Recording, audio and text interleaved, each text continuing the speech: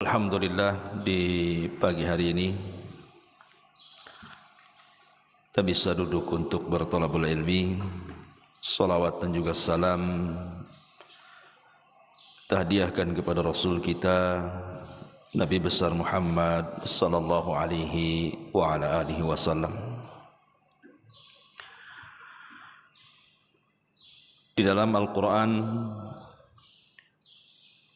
Allah subhanahu wa ta'ala berfirman, yauma la yanfa'u malun wala banun illa man atallah biqalbin salim.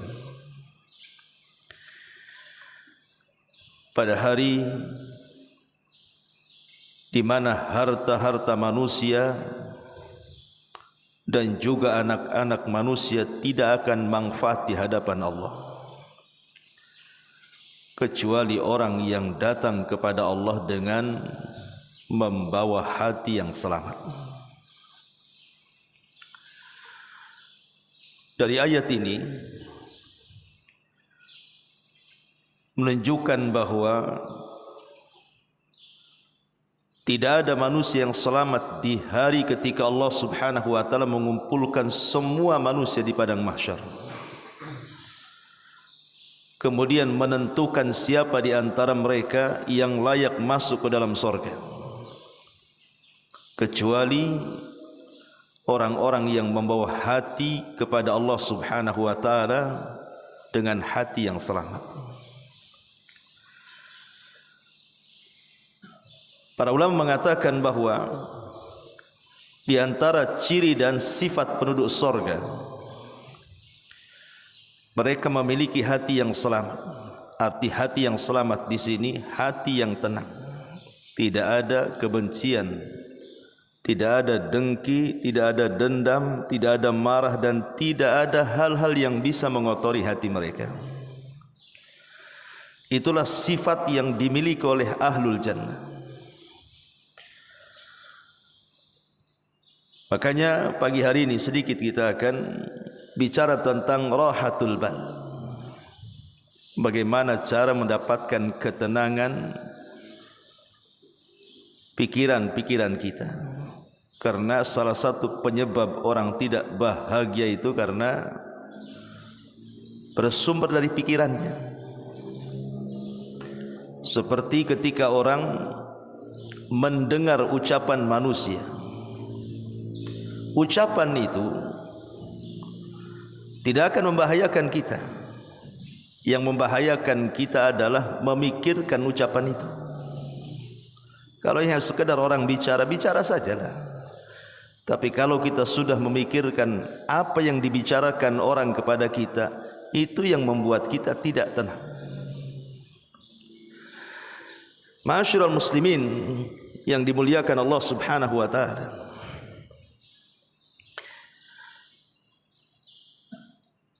kita tahu bahwa ketika ada peristiwa di zaman Nabi sallallahu alaihi wasallam di mana Ummul Mukminin Aisyah radhiyallahu anha dituduh berzina oleh orang-orang munafik. Karena ketika itu Ummul Mukminin Aisyah radhiyallahu anha ketinggalan pasukan perang di malam hari. Kemudian ditolong oleh seorang sahabat namanya Safwan ibn Mu'attil namanya. Kemudian lewatlah Safwan ibn Mu'attil yang membawa Aisyah di atas tunggangan unta itu, melewati orang-orang munafik. Disinilah Abdullah ibn Ubay ibn Salul mulai melakukan perannya, ingin menyakiti Nabi sallallahu alaihi wasallam dengan cara menuduh Aisyah selingkuh dengan Safwan ibn Mu'attil. Tersebarlah berita perselingkuhan itu, bahwa Aisyah berzina dengan Safwan. Tetapi karena Aisyah radhiyallahu anha tidak bersalah dan tidak pernah berzina dengan Safwan ibn Mu'attil, maka Allah subhanahu wa ta'ala turunkan suratul Nur ayat 1 sampai 9, ayat tentang bara'ah, Allah hendak melepaskan diri dari tuduhan orang-orang munafik bahwa Aisyah tidak berzina dengan Safwan ibn Mu'attil. Setelah ada wahyu turun bahwa Aisyah tidak berzina sama sekali, maka Nabi SAW menghabarkan kepada keluarga Abu Bakar Siddiq radhiyallahu an yang selama 1 bulan menangis, memikirkan putrinya apakah berzina atau tidak. Rupanya Allah memutuskan putrinya Aisyah radhiyallahu anha berlepas diri dari hal itu. Masalahnya, salah satu yang memfitnah Aisyah itu adalah Mishtah. Mishtah ini kerabat Abu Bakar Siddiq radhiyallahu anhu, yang oleh Abu Bakar Siddiq radhiyallahu an ditanggung semua kehidupannya. Sementara ketika ada peristiwa ini, dia pula ikut menuduh Aisyah berzina. Sakit hatilah Abu Bakar Siddiq radhiyallahu an. Manusiawi, Abu Bakar juga manusia. Ketika putrinya dituduh, sementara dia adalah ibnatus Siddiq, putri Abu Bakar, dan dia juga istri Nabi, dan dia juga ummul mukminin. Tentu seorang ayah setelah tahu bahwa putrinya tidak berzina, tiba-tiba dituduh berzina, siapa yang tidak sakit hati? Dari situ Abu Bakar bersumpah atas nama Allah tidak akan memberi nafkah lagi pada Mishtah ini. Tapi kemudian turun ayat kepada Abu Bakar Siddiq radhiyallahu an yang tidak boleh orang-orang yang diberikan keleluasaan harta yang begitu banyak untuk menghentikan nafkah kepada kerabatnya, dan hendaklah falyafu wal yasfahu, hendaklah berlapang dada dan maafkanlah si Mishtah itu. Kemudian Abu Bakar dipanggil oleh Rasul, dan Rasul mengatakan Allah menurunkan ayat begini dan begitu, hendaklah kau maafkan dia. Akhirnya Abu Bakar pun memaafkan apa yang dilakukan oleh kerabatnya ini, kemudian memberikan nafkah justru 2 kali lipat daripada sebelumnya. Disitulah Abu Bakar akhirnya mendapatkan ketenangan hidup, karena Abu Bakar itu dikenal orang yang mudah memaafkan. Makanya kenapa Abu Bakar itu dilebihkan daripada sahabat-sahabat yang lainnya, bukan karena infaknya. Sahabat yang infak banyak. Utsman bin Affan ahli infak, Abdurrahman ibn Auf ahli infak, banyak. Umar ibn Khattab radhiyallahu anhu juga sama. Atau bukan hanya dikhususkan dengan Quran, pakar-pakar Quran para sahabat lebih banyak lagi. Ubay bin Ka'ab, Mu'adz bin Jabal, dan banyak sekali. Lalu apa yang dilebihkan Abu Bakar dari semua para sahabat itu? Maka para ulama mengatakan bima waqara fi qalbihi, apa yang dilakukan Abu Bakar dalam hatinya yang tidak dimiliki hati-hati sahabat yang lainnya. Abu Bakar itu dilebihkan dari kebesaran hati. Makanya ketika Abu Bakar Siddiq radhiyallahu an 1 hari bertengkar dengan Umar bin Khattab radhiyallahu an, Abu Bakar justru yang pertama kali meminta maaf kepada Umar. Padahal dari segi kemuliaan Abu Bakar jauh lebih mulia dibandingkan Umar. Kata Nabi SAW, kalau seandainya keimanan manusia ditimbang dengan keimanan Abu Bakar, niscaya keimanan Abu Bakar menjangkau seluruh manusia. Artinya Abu Bakar itu manusia terbaik setelah Nabi dalam hal apapun. Tetapi ketika berselisih dengan Umar bin Khattab radhiyallahu an, dia pula yang kemudian minta maaf. Sayangnya Umar tidak memaafkan. Minta maaf juga ditolak juga Umar, minta maaf ditolak. Akhirnya Abu Bakar Siddiq radhiyallahu an mengadu kepada Nabi.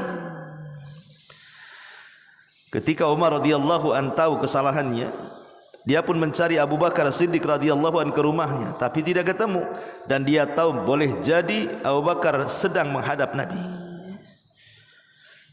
Maka Umar pun langsung menyusul Abu Bakar menghadap Nabi SAW.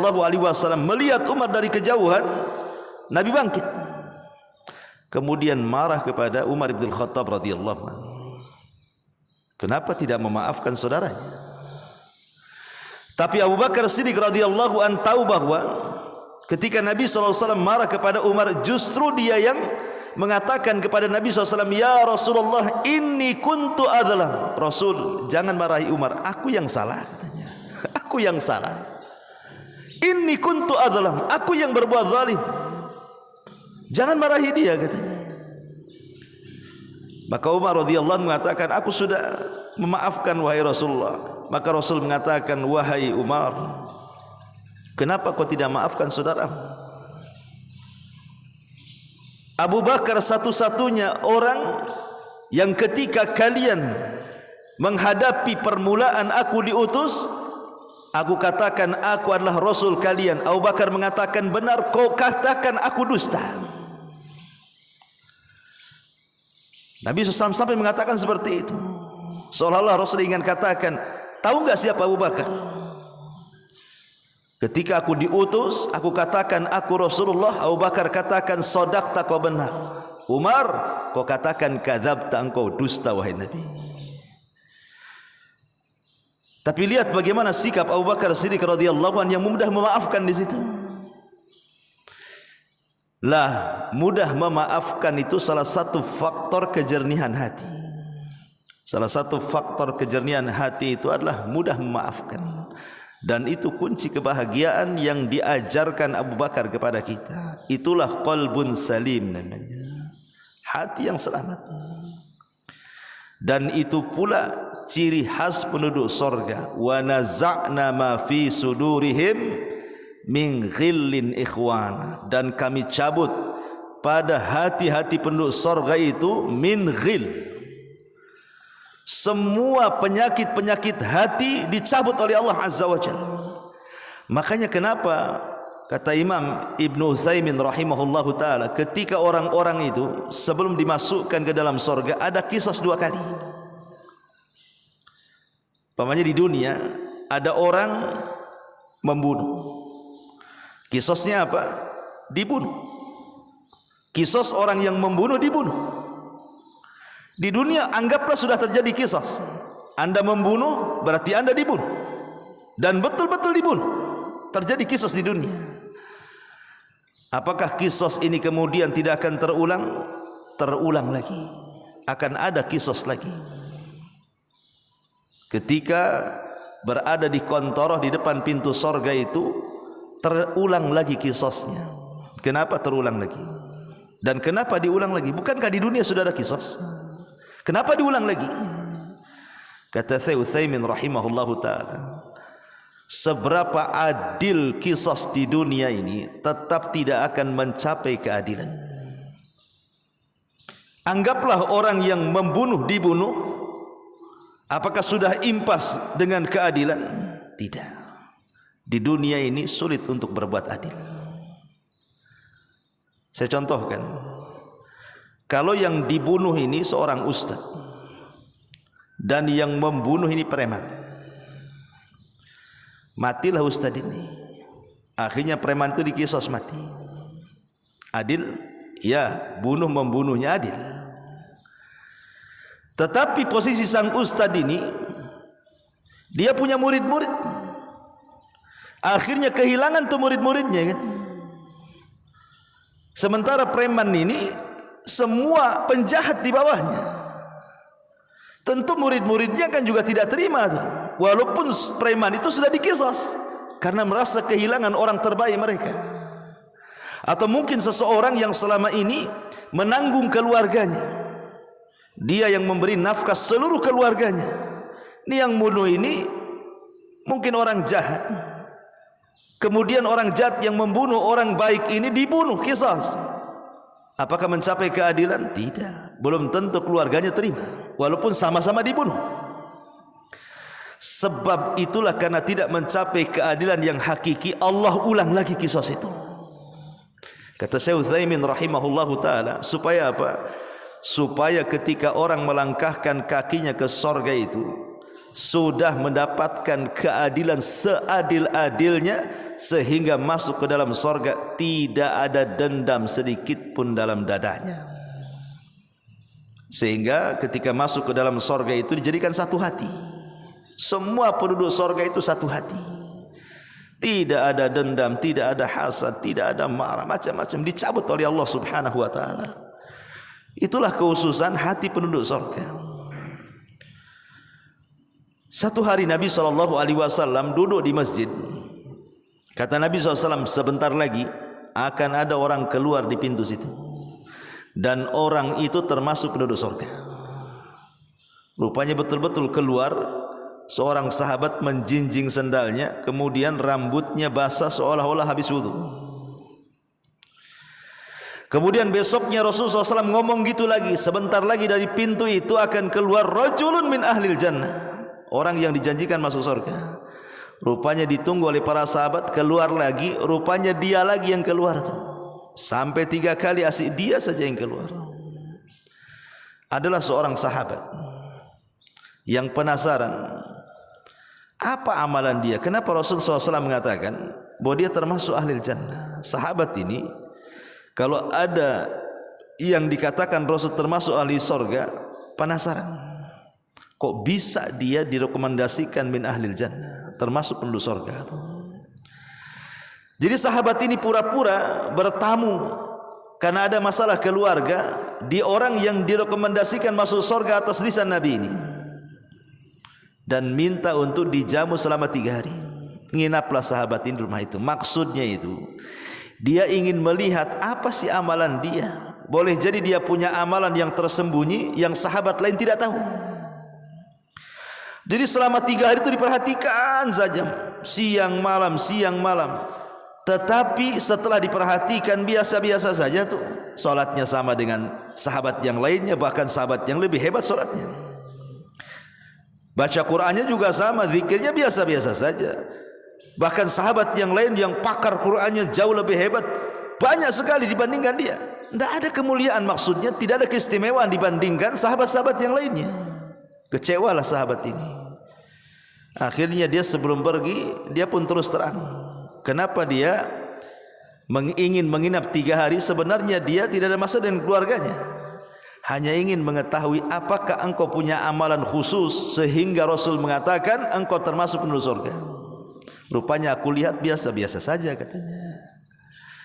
Akhirnya kemudian dia mengatakan, oh boleh jadi yang dikatakan Nabi SAW itu. Karena setiap malam sahabat ini mengatakan sebelum tidur, setiap malam sebelum tidur, kata sahabat yang dijanjikan surga ini, aku maafkan seluruh orang yang mendolimiku dalam 1 hari ini.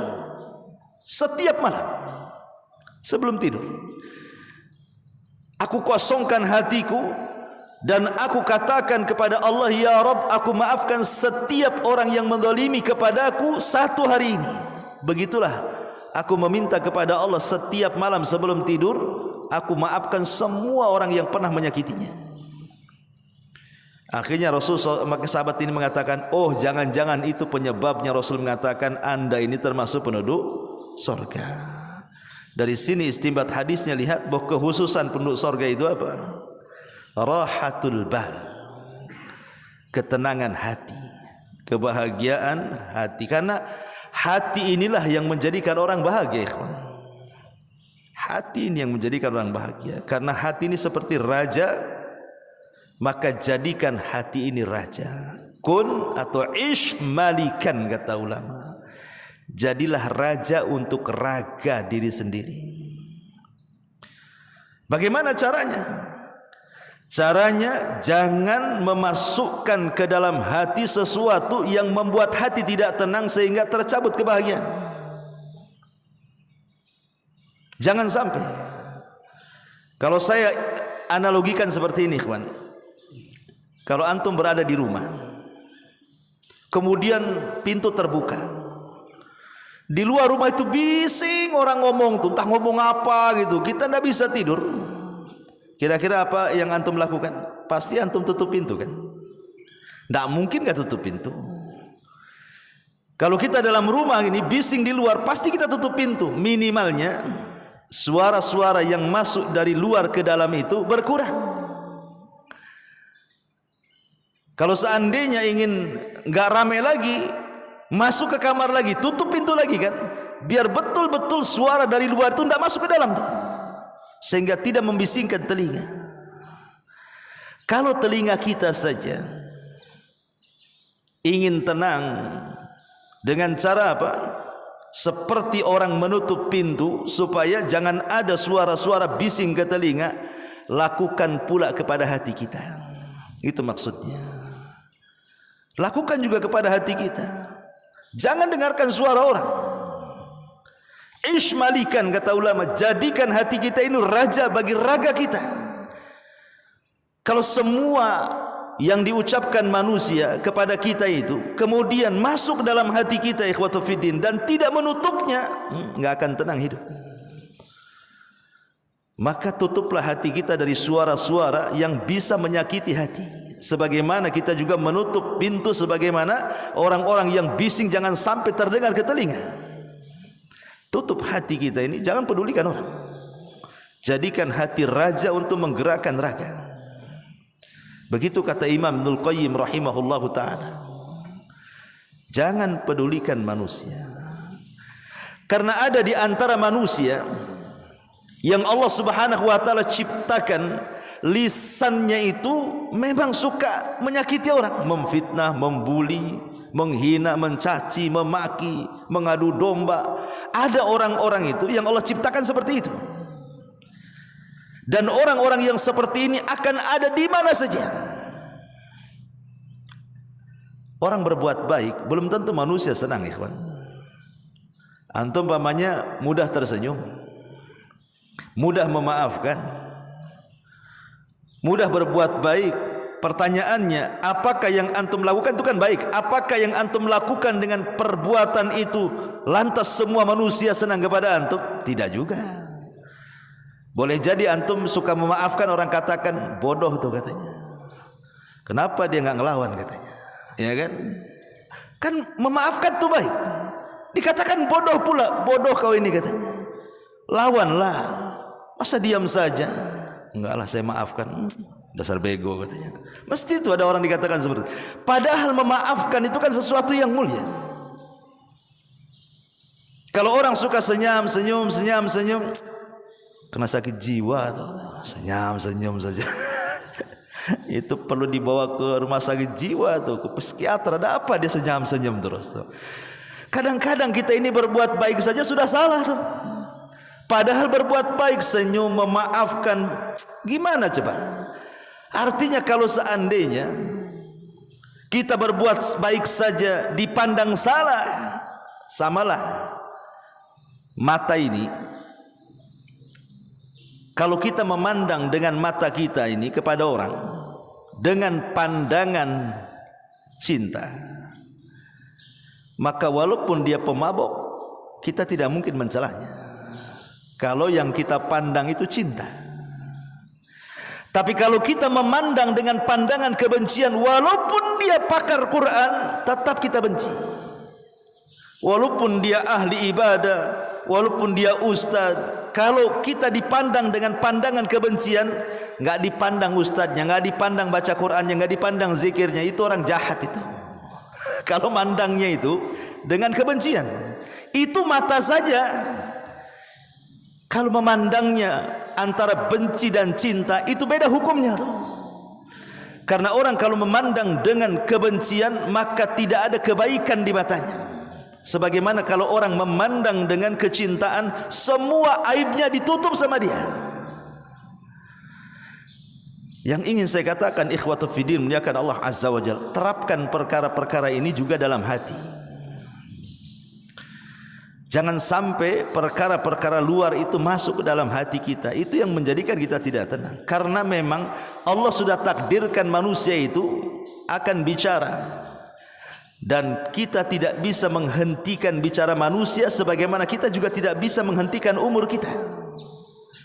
Siapa yang bisa menghentikan umur kita? Enggak bisa. Enggak ada orang yang bisa menghentikan umur.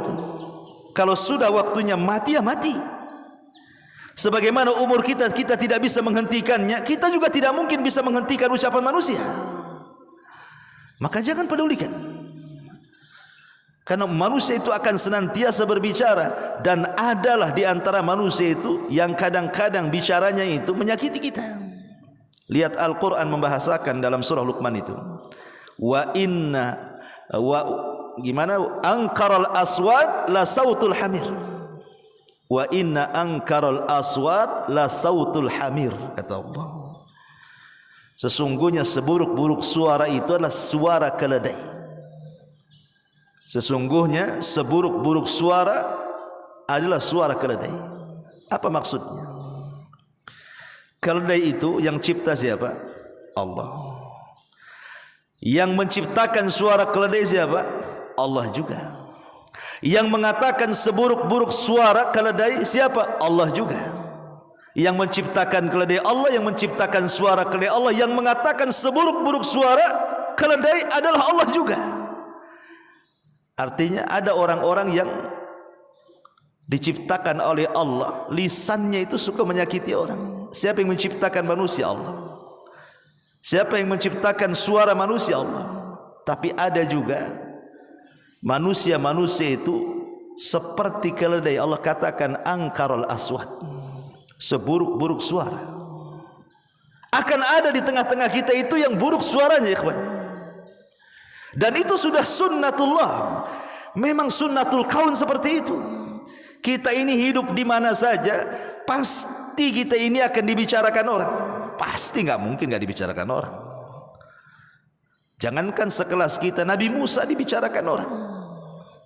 Maryam dituduh berzina, wanita suci. Aisyah Ummul Mukminin dituduh berzina dengan Safwan ibn Mu'attil, Ummul Mukminin. Nabi SAW dikatakan gila, dikatakan tukang sihir, dikatakan perangkai syair, dikatakan pemecah belah, macam-macam. Itu orang yang jauh lebih mulia di depan kita. Kalau orang yang lebih mulia saja tidak lepas daripada cacian, makian manusia, apalagi kita, ikhwan. Jangankan lagi makhluk, Khalik dicaci maki. Okelah manusia, ini sang pencipta juga tidak lepas dari cacian makian manusia. Nabi Musa alaihi salatu wassalam kalimullah, Nabi yang suka berdialog dengan Allah, Nabi Musa. Makanya disematkan kalimat-kalimat Rahman, mengadu kepada Allah gara-gara ucapan manusia. Apa kata Allah? Ya Musa, kau kira kau saja yang tidak selamat dari ucapan manusia? Aku juga enggak selamat, kata Allah. Lihat bagaimana orang-orang Nasrani mengatakan apa? Innallaha tsalitsu tsalatsa. Allah itu satu di antara tiga Tuhan. Lihat orang-orang Yahudi mengatakan innallaha faqir wa nahnu aghnia. Kami ini kaya, Allah itu miskin. Allah dicela. Kalau sang Khalik saja tidak lepas daripada celaan manusia, para nabi dan rasul tidak lepas dari celaan manusia, tiba-tiba antum ingin tidak dibicarakan orang? Dari mana ceritanya? Ya, tidak mungkin lah. Pasti kita akan dibicarakan orang. Makanya saya katakan, jadikan hati itu seperti pintu. Kalau kita bising dari suara-suara luar, tutup pintu itu. Kalau seandainya hati ini sudah mulai adalah pembicaraan manusia kepada kita, jangan pernah memikirkan ucapan manusia. Biarkan manusia bicara. Pembicaraan manusia tidak mungkin menyempitkan hati. Yang menyempitkan hati itu memikirkan isi pembicaraannya. Biarkan mereka ngomong apa saja, terserah. Bahasa kita ini masuk telinga kanan, keluar telinga kiri. Jangan sampai masuk telinga kanan, tersumpat pula telinga kiri. Kemudian ngetem pula di otak itu. Itu yang membuat stres itu karena ngetem itu. Ya. Ma'asyiral muslimin yang dimuliakan Allah Azza wa Jalla. Maka ish malikan, kata ulama, jadilah hati itu sebagai raja bagi raga. Perintahkan raga dengan hati kita ini, telinga jangan kau dengar, mata jangan kau pandang, lisan jangan kau ngomong. Karena yang bisa menggerakkan raga itu adalah hati. Bukankah Rasul yang mengatakan ala Wa inna fil jasadi mudghah idza saluhat saluhal jasadu kulluh wa idza fasadat fasadal jasadu kulluh ala wahiyal qalbu, kata Rasul. Ingatlah, dalam raga setiap manusia itu ada segumpal daging. Kalau dia baik, baik semua, seluruh raganya. Kalau dia buruk, buruk semua, seluruh raganya. Kemudian Rasul mengatakan itulah hati. Itulah hati. Kalau dia baik, raganya akan ikut baik. Kalau dia jahat, raganya akan ikut jahat. Kalau hati ini kemudian memikirkan ucapan manusia, kemudian terpikir akan jahat, ya, akan dendam. Gimana caranya membalas? Gimana caranya untuk balas dendam? Mana akan ada tenang? Ma'asyiral muslimin yang dimuliakan Allah Azza wa Jalla, maka jadikan salah satu sifat penduduk sorga itu ketenangan hati. Gunakan juga sifat itu di dunia, karena itulah puncak kebahagiaan. Memang berat, membersihkan hati itu berat, ikhwan. Kalau antum punya mobil kotor, datang ke karwas tuh, sebentar saja bersih itu, sak kolong-kolongnya bersih. Itu kalau mobil. Antum rumah ini ditinggalkan bertahun-tahun sampai sarang laba-laba di mana-mana, datangkan pembantu, nanti disapu, dipel, kaca-kacanya, kita udah ada dalam kaca itu. Apa yang tidak bisa dibersihkan di dunia ini bisa dibersihkan semuanya. Toilet saja sama Coca-Cola bisa bersih. Di dunia ini semua bisa dibersihkan. Yang repot itu kalau hati ini kotor, itu paling susah dibersihkan, ya. Piring kotor bisa dibersihkan, pakaian kotor bisa dibersihkan, hati kotor ini sulit dibersihkan. Bagaimana caranya? Antum minum Baiklin biar bersih itu, mati yang ada. Hati ini paling sulit dibersihkan. Makanya kenapa para ulama mengatakan yang paling berat dalam hidupku adalah mengobati hati. Itu para ulama ngomong begitu, apalagi kita. Mengobati itu paling berat, mengobati hati itu. Makanya perlu ekstra keikhlasan, senantiasa menempa, membina, mentarbiah hati itu setiap hari itu. Kalau tidak, susah. Karena itu syarat orang masuk surga itu. Di ayat yang pertama saya baca, al-yauma la yanfa'u malun wala banun illa man atallaha biqalbin salim. Pada hari yang tidak ada manfaat harta dan anak-anak kecuali orang yang datang kepada Allah dengan membawa hati yang selamat, hati yang bahagia, hati yang tidak ada dengki, iri dan begitu seterusnya. Lalu pertanyaannya, caranya gimana? Ya. Ma'asyiral muslimin yang dimuliakan Allah Azza wa Jalla.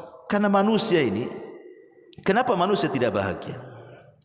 Kenapa manusia bingung? Kenapa manusia stres? Kenapa manusia selalu murung? Kenapa itu? Itu karena sempit hatinya, karena tidak bahagia. Tengok orang bahagia itu, padahal hidupnya nyewa, udah satu kamar anaknya 10 kan itu. Kerjanya ya serabutan, tapi senyum, ketemu orang ramah, kayaknya nggak ada beban hidupnya. Ada pula punya perusahaan, rumahnya megah, mobilnya mewah, tanahnya banyak, ATM-nya gemuk, macam-macam, tapi hidupnya rungsek, susah, nggak bahagia. Tidur aja harus minum pil dulu tuh baru tidur, pil tidur.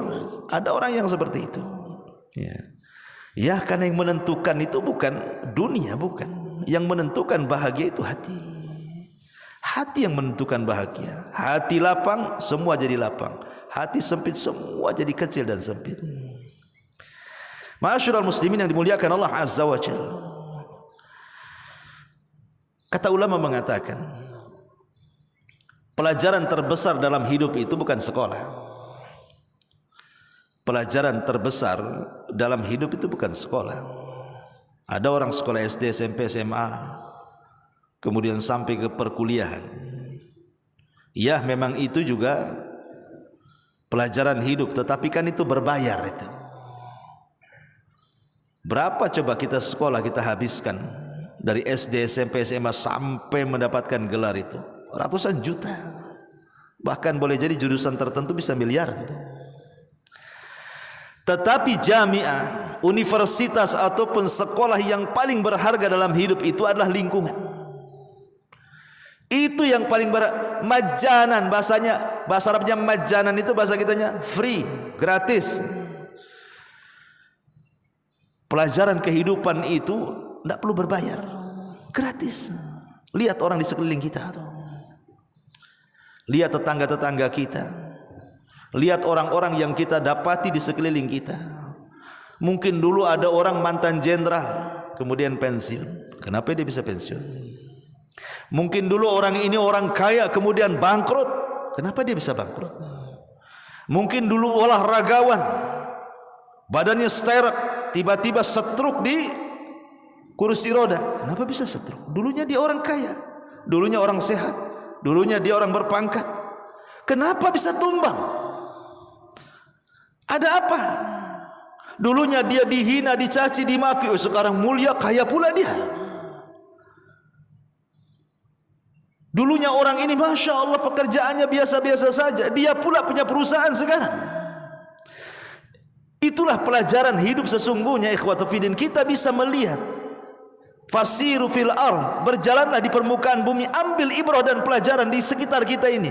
Kenapa si fulan begini, kenapa si alan begitu? Kemudian tarik benang merahnya, ambil dalam kehidupan kita. Ma'asyiral muslimin yang dimuliakan Allah Azza wa Jalla. Contoh saja umpamanya dulu dia mantan pejabat, kemudian sudah tidak menjabat lagi. Kadang-kadang orang-orang seperti ini belum bisa menerima atau menghadapi kehidupan kan. Ketika dia sudah tidak menjabat, asik kayak pejabat aja padahal udah pensiun tuh. Ya. Asik tunjuk. Pak, Bapak sudah bukan direktur lagi, Pak. Bapak sama dengan kami. Ya. Ataupun dulunya mantan polisi, purnawirawan kan, agak tinggilah pangkatnya, tiba-tiba purnawirawan kemudian pensiun, kayaknya kayak Pak polisi aja. Kemana-mana dandanannya itu masih juga, padahal sudah sama dengan masyarakat, sudah nggak ada lagi pangkatnya, apalagi yang mau disombongkan. Ya. Atau dulunya mungkin mantan orang kaya kemudian jatuh telungkup gitu kan, stres hidupnya. Nengok mobil orang kayak mobil dia saja, padahal bukan mobil dia tuh. Mobil dia udah habis, ludes. Lah kita bisa mengambil pelajaran dari mereka itu sebenarnya untuk dijadikan bahan bagi kehidupan kita. Itulah modal kebahagiaan, menjadikan pelajaran dari orang lain. Jangan sampai seperti itu. Ma'asyiral muslimin yang dimuliakan Allah Azza wa Jalla, dengan mengambil ibrah pelajaran dari orang-orang yang kita temui yang di hadapan kita, itulah jamiah, universitas yang paling besar dalam kehidupan kita untuk menimba ilmu. Supaya kita tahu siapa yang jatuh, siapa yang berdiri, siapa yang gulung tikar, siapa yang bentang tikar, siapa orang yang gigih akhirnya dia sukses. Ya. Karena kemuliaan itu karena digerakkan dalam hati memandang pelajaran dari orang lain. Itulah yang paling besar pelajaran hidup itu, ambil universitas kehidupan. Nah, situlah nanti kita akan bisa, kenapa si fulan begini, kenapa si fulan begitu, kenapa saya tidak bisa seperti itu. Nah, nanti kan seperti itu. Jangan sampailah saya seperti dia. Nah, kan ada orang kayak gitu tuh. Masya Allah, dulu itu begini orang itu, sekarang jatuh begitu. Dari begini jadi begitu tuh. Udah naudzubillah, saya nggak mau kayak gini. Akhirnya dia pun menjauh tuh. Tapi ketika melihat orang sukses, tentu dia akan tergerak. Masa dia bisa tidak? Aku juga bisa lah kayak dia. Apa bedanya aku dengan dia? Akhirnya dia tergerak juga ingin seperti dia. Disitulah pelajaran yang berharga yang bisa kita petik. Dan itulah salah satu penyebab kebahagiaan. Pandang orang lain, jangan murung. Ya. Ma'asyiral muslimin yang dimuliakan Allah Azza wa Jalla, ambil pelajaran di sekitar kita. Ini satu. Yang kedua, kata para ulama, yang bisa menenangkan hati itu selain daripada memandang pelajaran dari sekeliling kita, dan itulah jamiah majanan namanya, jamiah free, enggak usah bayar. Cukup mandang saja, tanya, ya. Baru kita tahu. Kemudian yang kedua, tadi saya sudah singgung, tawakal adalah penyebab terberat orang mendapatkan kebahagiaan. Orang kalau bersandar kepada sesuatu, ketika sesuatu itu hilang, maka dia pun ikut hilang. Ketika yang disandari tumbang, dia pun ikut tumbang. Sesuatu yang bersandar kepada yang disandari, maka nasibnya tergantung yang disandari.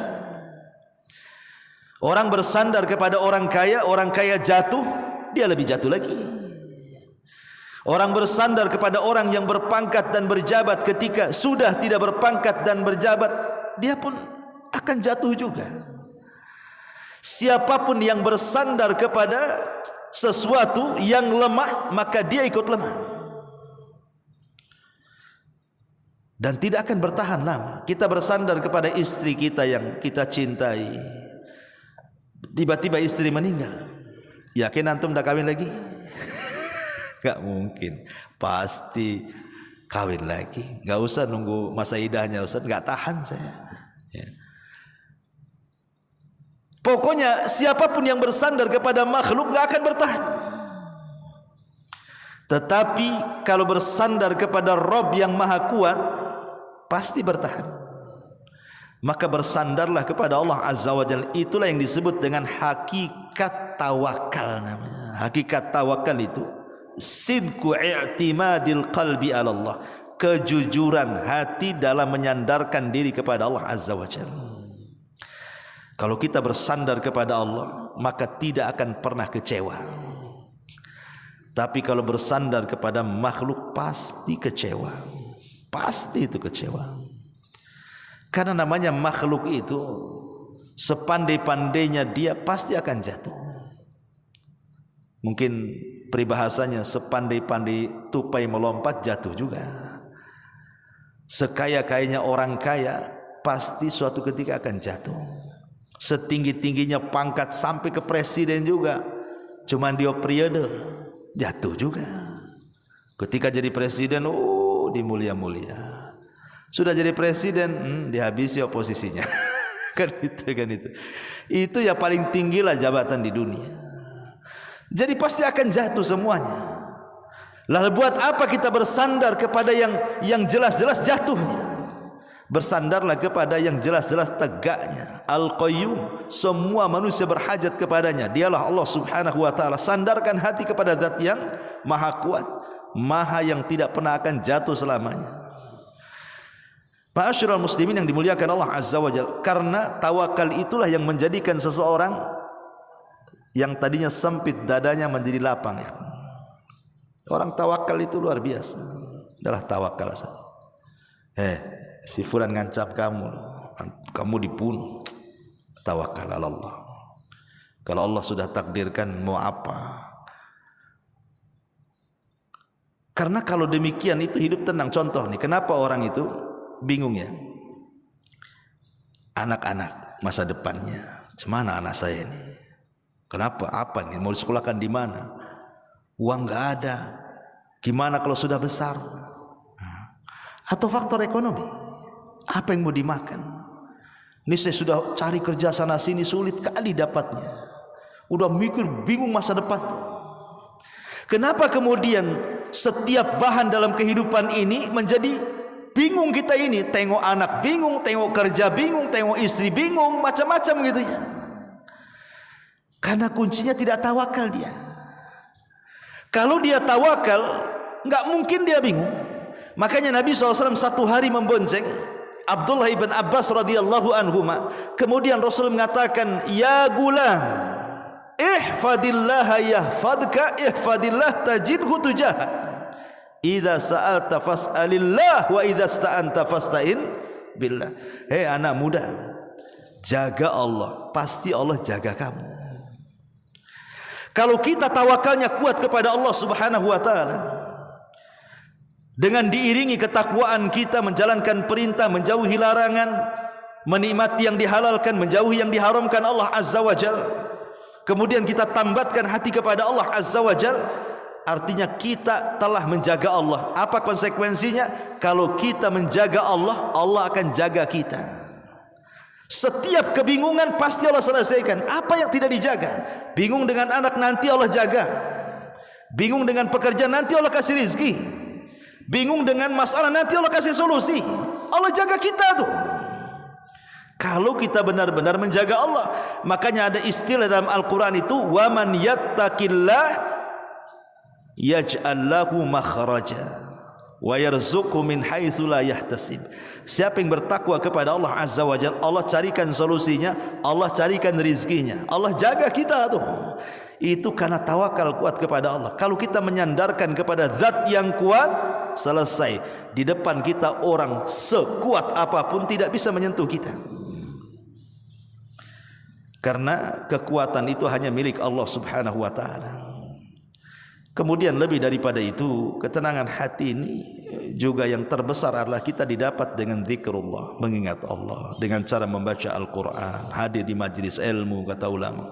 Itu juga salah satu penyebab terbesar meraih kebahagiaan, dan itulah ciri daripada ciri-ciri penduduk surga, rahatul. Bagaimana caranya? Antum minum Baiklin biar bersih itu, mati yang ada. Hati ini paling sulit dibersihkan. Makanya kenapa para ulama mengatakan yang paling berat dalam hidupku adalah mengobati hati. Itu para ulama ngomong begitu, apalagi kita. Mengobati itu paling berat, mengobati hati itu. Makanya perlu ekstra keikhlasan, senantiasa menempa, membina, mentarbiah hati itu setiap hari itu. Kalau tidak, susah. Karena itu syarat orang masuk surga itu. Di ayat yang pertama saya baca, al-yauma la yanfa'u malun wala banun illa man atallaha biqalbin salim. Pada hari yang tidak ada manfaat harta dan anak-anak kecuali orang yang datang kepada Allah dengan membawa hati yang selamat, hati yang bahagia, hati yang tidak ada dengki, iri dan begitu seterusnya. Lalu pertanyaannya, caranya gimana? Ya. Ma'asyiral muslimin yang dimuliakan Allah Azza wa Jalla. Karena manusia ini, kenapa manusia tidak bahagia? Kenapa manusia bingung? Kenapa manusia stres? Kenapa manusia selalu murung? Kenapa itu? Itu karena sempit hatinya, karena tidak bahagia. Tengok orang bahagia itu, padahal hidupnya nyewa, udah satu kamar anaknya 10 kan itu. Kerjanya ya serabutan, tapi senyum, senyum, ketemu orang ramah, kayaknya nggak ada beban hidupnya. Ada pula punya perusahaan, rumahnya megah, mobilnya mewah, tanahnya banyak, ATM-nya gemuk, macam-macam, tapi hidupnya rungsek, susah, nggak bahagia. Tidur aja harus minum pil dulu tuh baru tidur, pil tidur. Ada orang yang seperti itu. Ya, karena yang menentukan itu bukan dunia, bukan. Yang menentukan bahagia itu hati. Hati yang menentukan bahagia. Hati lapang, semua jadi lapang. Hati sempit, semua jadi kecil dan sempit. Ma'asyiral muslimin yang dimuliakan Allah Azza wa Jalla. Kata ulama mengatakan, pelajaran terbesar dalam hidup itu bukan sekolah. Pelajaran terbesar dalam hidup itu bukan sekolah. Ada orang sekolah SD, SMP, SMA, kemudian sampai ke perkuliahan. Ya, memang itu juga pelajaran hidup, tetapi kan itu berbayar itu. Berapa coba kita sekolah kita habiskan dari SD, SMP, SMA sampai mendapatkan gelar itu? Ratusan juta. Bahkan boleh jadi jurusan tertentu bisa miliaran. Tetapi jamiah, universitas ataupun sekolah yang paling berharga dalam hidup itu adalah lingkungan. Itu yang paling majanan, bahasanya, bahasa Arabnya majanan, itu bahasa kitanya free, gratis. Pelajaran kehidupan itu tidak perlu berbayar, gratis. Lihat orang di sekeliling kita, lihat tetangga-tetangga kita, lihat orang-orang yang kita dapati di sekeliling kita. Mungkin dulu ada orang mantan jenderal, kemudian pensiun. Kenapa dia bisa pensiun? Mungkin dulu orang ini orang kaya, kemudian bangkrut. Kenapa dia bisa bangkrut? Mungkin dulu olahragawan, badannya sterek, tiba-tiba setruk di kursi roda. Kenapa bisa setruk? Dulunya dia orang kaya, dulunya orang sehat, dulunya dia orang berpangkat. Kenapa bisa tumbang? Ada apa? Dulunya dia dihina, dicaci, dimaki, sekarang mulia, kaya pula dia. Dulunya orang ini Masya Allah pekerjaannya biasa-biasa saja, dia pula punya perusahaan sekarang. Itulah pelajaran hidup sesungguhnya ikhwatu fiddin. Kita bisa melihat fasiru fil ardh, berjalanlah di permukaan bumi, ambil ibrah dan pelajaran di sekitar kita ini. Kenapa si fulan begini, kenapa si alan begitu? Kemudian tarik benang merahnya, ambil dalam kehidupan kita. Ma'asyiral muslimin yang dimuliakan Allah Azza wa Jalla. Contoh saja umpamanya dulu dia mantan pejabat, kemudian sudah tidak menjabat lagi. Kadang-kadang orang-orang seperti ini belum bisa menerima atau menghadapi kehidupan kan. Ketika dia sudah tidak menjabat, asik kayak pejabat aja padahal udah pensiun tuh. Ya. Asik tunjuk. Pak, Bapak sudah bukan direktur lagi, Pak. Bapak sama dengan kami. Ya. Ataupun dulunya mantan polisi, purnawirawan kan, agak tinggilah pangkatnya, tiba-tiba purnawirawan kemudian pensiun, kayaknya kayak Pak polisi aja. Kemana-mana dandanannya itu masih juga, padahal sudah sama dengan masyarakat, sudah nggak ada lagi pangkatnya, apalagi yang mau disombongkan. Ya. Atau dulunya mungkin mantan orang kaya kemudian jatuh telungkup gitu kan, stres hidupnya. Nengok mobil orang kayak mobil dia saja, padahal bukan mobil dia tuh. Mobil dia udah habis, ludes. Lah kita bisa mengambil pelajaran dari mereka itu sebenarnya untuk dijadikan bahan bagi kehidupan kita. Itulah modal kebahagiaan, menjadikan pelajaran dari orang lain. Jangan sampai seperti itu. Ma'asyiral muslimin yang dimuliakan Allah Azza wa Jalla, dengan mengambil ibrah pelajaran dari orang-orang yang kita temui yang di hadapan kita, itulah jamiah, universitas yang paling besar dalam kehidupan kita untuk menimba ilmu. Supaya kita tahu siapa yang jatuh, siapa yang berdiri, siapa yang gulung tikar, siapa yang bentang tikar, siapa orang yang gigih akhirnya dia sukses. Ya. Karena kemuliaan itu karena digerakkan dalam hati memandang pelajaran dari orang lain. Itulah yang paling besar pelajaran hidup itu, ambil universitas kehidupan. Nah, situlah nanti kita akan bisa, kenapa si fulan begini, kenapa si fulan begitu, kenapa saya tidak bisa seperti itu. Nah, nanti kan seperti itu. Jangan sampailah saya seperti dia. Nah, kan ada orang kayak gitu tuh. Masya Allah, dulu itu begini orang itu, sekarang jatuh begitu. Dari begini jadi begitu tuh. Udah naudzubillah, saya nggak mau kayak gini. Akhirnya dia pun menjauh tuh. Tapi ketika melihat orang sukses, tentu dia akan tergerak. Masa dia bisa tidak? Aku juga bisa lah kayak dia. Apa bedanya aku dengan dia? Akhirnya dia tergerak juga ingin seperti dia. Disitulah pelajaran yang berharga yang bisa kita petik. Dan itulah salah satu penyebab kebahagiaan. Pandang orang lain, jangan murung. Ya. Ma'asyiral muslimin yang dimuliakan Allah Azza wa Jalla, ambil pelajaran di sekitar kita. Ini satu. Yang kedua, kata para ulama, yang bisa menenangkan hati itu selain daripada memandang pelajaran dari sekeliling kita, dan itulah jamiah majjanan namanya, jamiah free, enggak usah bayar.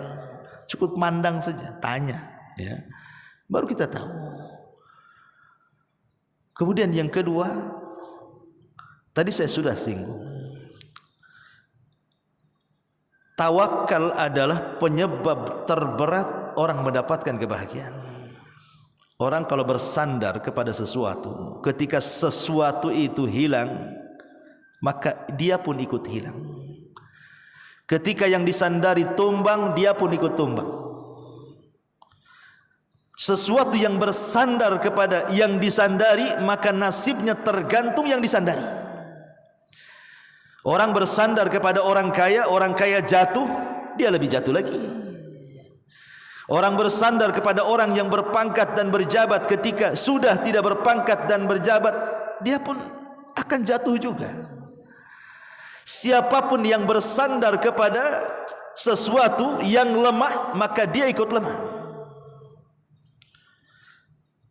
dan tidak akan bertahan lama. Kita bersandar kepada istri kita yang kita cintai, tiba-tiba istri meninggal, yakin antum dah kawin lagi? Gak mungkin, pasti kawin lagi. Gak usah nunggu masa idahnya, Ustaz, gak tahan saya ya. Pokoknya siapapun yang bersandar kepada makhluk gak akan bertahan. Tetapi kalau bersandar kepada Rabb yang maha kuat, pasti bertahan. Maka bersandarlah kepada Allah Azza wa Jalla. Itulah yang disebut dengan hakikat tawakal namanya. Hakikat tawakal itu sidqu i'timadil qalbi ala Allah, kejujuran hati dalam menyandarkan diri kepada Allah Azza wa Jalla. Kalau kita bersandar kepada Allah, maka tidak akan pernah kecewa. Tapi kalau bersandar kepada makhluk, pasti kecewa. Pasti itu kecewa. Karena namanya makhluk itu, sepandai-pandainya dia pasti akan jatuh. Mungkin peribahasanya, sepandai-pandai tupai melompat jatuh juga. Sekaya-kayanya orang kaya pasti suatu ketika akan jatuh. Setinggi-tingginya pangkat sampai ke presiden juga, cuman dia periode jatuh juga. Ketika jadi presiden, dimulia-mulia. Sudah jadi presiden, dihabisi oposisinya. Kan itu. Itu ya paling tinggi lah jabatan di dunia. Jadi pasti akan jatuh semuanya. Lalu buat apa kita bersandar kepada yang jelas-jelas jatuhnya? Bersandarlah kepada yang jelas-jelas tegaknya. Al-Qayyum, semua manusia berhajat kepadanya. Dialah Allah Subhanahu wa ta'ala. Sandarkan hati kepada zat yang maha kuat, maha yang tidak pernah akan jatuh selamanya. Ma'asyiral muslimin yang dimuliakan Allah Azza wa Jalla, karena tawakal itulah yang menjadikan seseorang yang tadinya sempit dadanya menjadi lapang. Orang tawakal itu luar biasa. Adalah tawakal saja. Si fulan ngancap kamu dibunuh. Tawakal ala Allah. Kalau Allah sudah takdirkan mau apa? Karena kalau demikian itu hidup tenang. Contoh nih, kenapa orang itu bingung ya? Anak-anak masa depannya, cemana anak saya ini? Kenapa? Apa nih? Mau disekolahkan di mana? Uang nggak ada. Gimana kalau sudah besar? Atau faktor ekonomi? Apa yang mau dimakan? Ini saya sudah cari kerja sana sini, sulit kali dapatnya. Udah mikir bingung masa depan. Kenapa kemudian setiap bahan dalam kehidupan ini menjadi bingung kita ini? Tengok anak bingung, tengok kerja bingung, tengok istri bingung, macam-macam gitu ya. Karena kuncinya tidak tawakal dia. Kalau dia tawakal, nggak mungkin dia bingung. Makanya Nabi SAW satu hari membonceng Abdullah ibn Abbas radhiyallahu anhuma. Kemudian Rasul mengatakan, ya gulam, ihfadillah yahfadka, ihfadillah tajidhu tujahak. Idza sa'alta fas'alillah wa idza sta'anta fasta'in billah. Hei anak muda, jaga Allah, pasti Allah jaga kamu.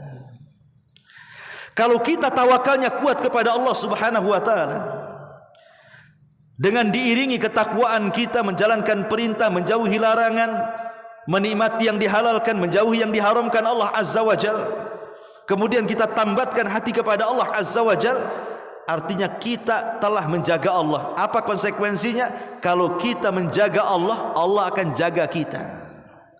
Setiap kebingungan pasti Allah selesaikan. Apa yang tidak dijaga? Bingung dengan anak, nanti Allah jaga. Bingung dengan pekerjaan, nanti Allah kasih rizki. Bingung dengan masalah, nanti Allah kasih solusi. Allah jaga kita tuh. Kalau kita benar-benar menjaga Allah. Makanya ada istilah dalam Al-Quran itu, wa man yattaqillah yaj'al lahu makhraja wa yarzuqhu min haitsu la yahtasib. Siapa yang bertakwa kepada Allah Azza wa Jalla, Allah carikan solusinya, Allah carikan rizkinya, Allah jaga kita tuh. Itu karena tawakal kuat kepada Allah. Kalau kita menyandarkan kepada zat yang kuat, selesai. Di depan kita orang sekuat apapun tidak bisa menyentuh kita. Karena kekuatan itu hanya milik Allah Subhanahu wa ta'ala. Kemudian lebih daripada itu, ketenangan hati ini juga yang terbesar adalah kita didapat dengan zikrullah, mengingat Allah, dengan cara membaca Al-Quran, hadir di majlis ilmu, kata ulama. Itu juga salah satu penyebab terbesar meraih kebahagiaan, dan itulah ciri daripada ciri-ciri penduduk surga, rahatul bal.